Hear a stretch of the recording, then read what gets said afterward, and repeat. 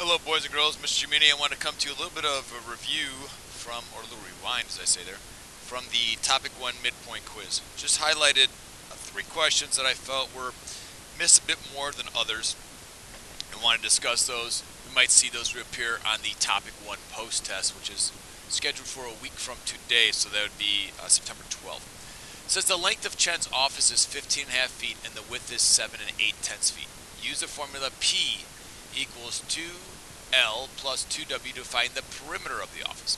Alright, just want to review this. His office is 15.5 feet long and has a width of 7 8/10 feet. Now, my thought is his office is probably something along the shape of a rectangle, similar to a classroom. We also know that the length is 15.5 feet and the width is 7 8/10 feet. When we're going to calculate or figure out perimeter, remember we're going the distance around the entire office. So I am walking around the entire office. They give this formula here. It's perimeter equals 2 times L. We don't see any operation sign there, so we have a coefficient with a variable we're multiplying plus 2 times W. Let's substitute in the values because they give us the length. It's 2 times 15.5 plus 2 times 7 8/10. Well, 15 doubled would give us 30.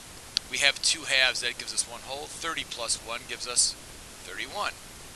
Plus, well, we could round this up to 8/10, make it a friendly number, compatible number. 8/10, or let's round this to 8, excuse me, not 8/10. Let's round 8 up, and I believe you'd get 16. But we have 2/10 less here, and another 2/10 less here. That gives us, I believe, a total of 4/10. So we take away the 4/10 from the 8, and you get, I believe, what is that? Because we double it, we double, right? We're going to get 16 here. So we'll take 4/10 away from 16, so minus 4/10. We should get an answer of 15 6/10.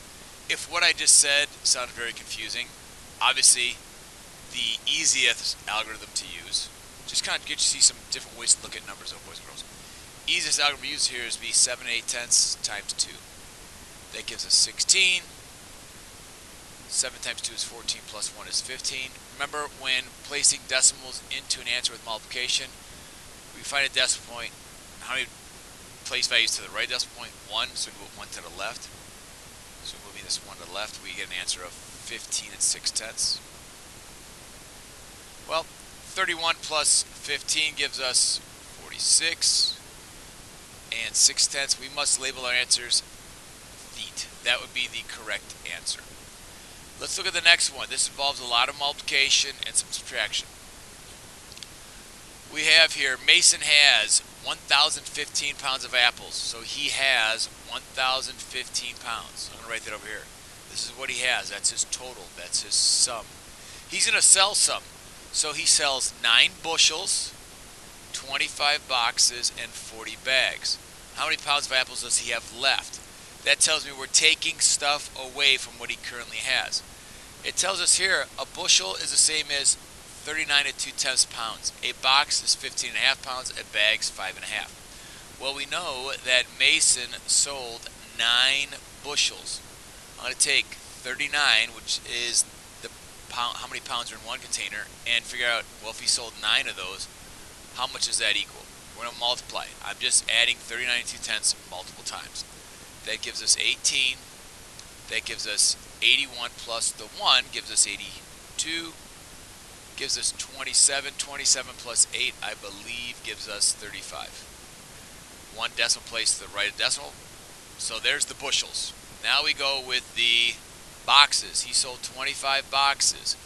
Now each box weighs 15.5 pounds. 15.5 times 25. That gives us 25. That gives us 25 plus 2 gives us 27. 5 times 1 is 5 plus 2 gives us 7. I'm going to cross out this 5. I cannot multiply it by any other number, any other digit up top. I'm going to place a 0 here to hold that place value. And now I'm going to multiply. 5 times 2 is 10. 5 times 2 is 10 plus 1 is 11. 2 times 1 is 2 plus 1 gives us 3. 3. Let's see how many pounds of apples Mason sold when they were shipped or packaged in boxes. That gives us 5, 7, 8, and 3. One place value to the right decimal point, so move over 1 to the left. We have 387.5 pounds that he sold when they were packaged in boxes. Now we have bags. Each bag is 5.5 pounds. He sold 40 bags. What I'm going to do with this 40, I already know that 0 times anything gives us 0. So I'm going to put the 0 right there. And I'm just going to multiply all this. 5 times 4 is 20. 5 times 4 is 20 plus 2 gives us 22. Doesn't make sense to sold 2,200 pounds of apples because he only has 1,015 when he comes in bags. One decimal to the right decimal point. So here are our totals of the amount that he sold for each packaging. Well, I figured out how much he has left. So what we're doing with those three numbers, those three products, is now is add them. So I'm going to add them. We have 352 and 8 tenths. Figure out how many apples, how many pounds of apples Mason sold. 387 and 5 tenths. Notice I'm trying to line up my place values. 220. I'll put a decimal point, add a 0. We're going to add these, find out how much weight he sold in apples. I don't need any of this stuff anymore. I'm going to erase it to give myself some space. I now do some addition. I'm going to first bring that a decimal point in my sum, which is right there. Because we're adding, I just align the decimals, bring a decimal point down. 8 plus 5 gives us, I believe, what, 13? 7 plus 2 is, what is that, 7 plus 2? 7 plus 2 is 9, plus 1 is 10. 8 plus 2 is 10. 10 plus 5 is 15. 15 plus 1 is 16.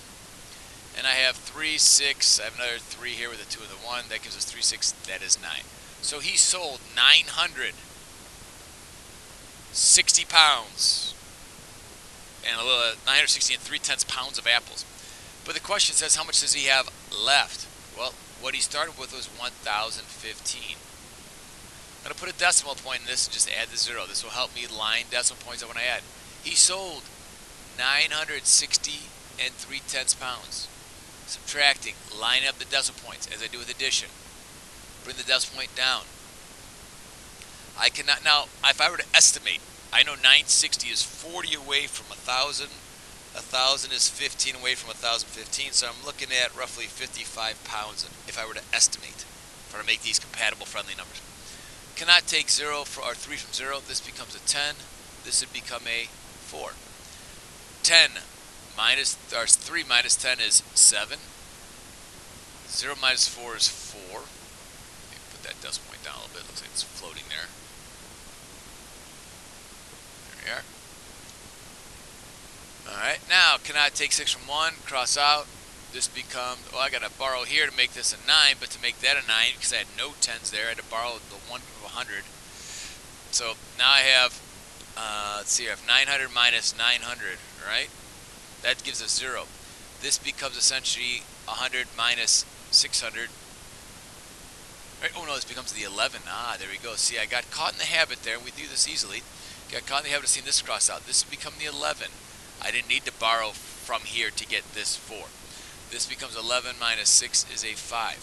So, he has 54 and 7/10, and I should label my answer, 54 and 7/10 pounds left. Okay, and let's take a look at one more. Haley participated in a swim-a-thon. She gets 8 donors to contribute money equally. Haley raised a total of $2,820. If each donor sponsored 5 laps, how much did each of them donate? Well, let's take a look. So she got 8 donors. 8 donors, and they all sponsored 5 laps. So Haley raised a total of $2,820. Now, if I have 8 donors, and each of them sponsored 5 laps, donors times laps, which is 5, that'll tell me that, hey, Haley swam a total of 40 laps. But I want to figure out what they sponsored per lap. How much did each of them donate per lap? So there's my 40. She swam 40 laps. All right. Now, if I take that 2,820, that is my dividend. That is what she raised, and divide that by 40. That's how many laps she swam. I'll now be able to figure out how much she earned per lap. Now, because we're dealing with money, I'm going to put a decimal point here at the end. Decimal point here at the end. I'll extend this bar. I'm going to add 2 zeros because money always goes out to the hundredths place. And I'll do some division. 40 does not go into 2. It will not go into 28, but we'll go into 280 7 times. 7 times 0 is 0. I'm going to put a multiplication sign here. Remind me, 7 times 4 is 28. I subtract. That's 2. Annex the 0. 20 will not go into 40, meaning I put a 0 here before I annex the next 0. 40 goes into 200 exactly 5 times. That gives me 200. Now, many of you stopped right here. Recall, dealing with money, as I stated earlier, you must have an answer or a value in the hundredths place. Well, obviously we have nothing left over, so 40 will not go into 0. There's my answer. She received $70.50 per lap. Those are the 3 most commonly missed questions on the assessment. Use this video to help you understand your mistakes and also to help you prepare for the assessment coming next Tuesday. Take care.